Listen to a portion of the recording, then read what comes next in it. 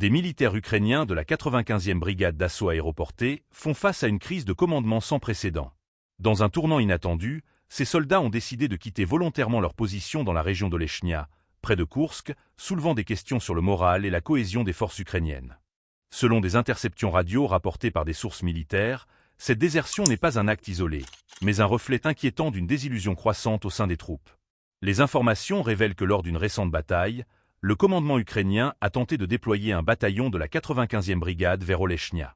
Cependant, les soldats ont massivement refusé d'obéir à l'ordre, exprimant leur incompréhension face à la nécessité de se battre dans cette région.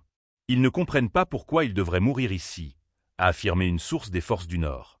Ce désengagement témoigne d'une peur palpable parmi les troupes, qui semble remettre en question la stratégie militaire en cours. La situation soulève des interrogations cruciales sur la gestion des ressources humaines dans le conflit. Pourquoi les commandants n'ont-ils pas réussi à motiver leurs hommes? Quelles sont les implications de ce refus de combat sur le terrain? Les militaires, confrontés à des conditions de combat difficiles et à un manque de clarté sur les objectifs stratégiques, montrent des signes de fatigue morale. Leurs préoccupations vont au-delà de la peur du combat. Elles touchent au sens même de leur engagement. Ce phénomène n'est pas anodin. Il reflète une tendance plus large au sein des forces armées ukrainiennes, où le moral des troupes est mis à l'épreuve par un conflit qui s'éternise.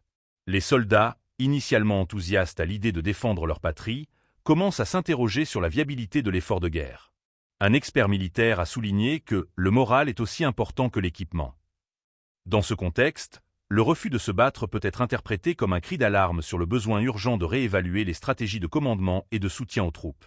Le commandement militaire ukrainien doit maintenant répondre à cette crise. Quels mécanismes seront mis en place pour restaurer la confiance et l'engagement des soldats? La communication et la prise en compte des préoccupations des troupes sont essentielles pour éviter que d'autres unités ne suivent cet exemple.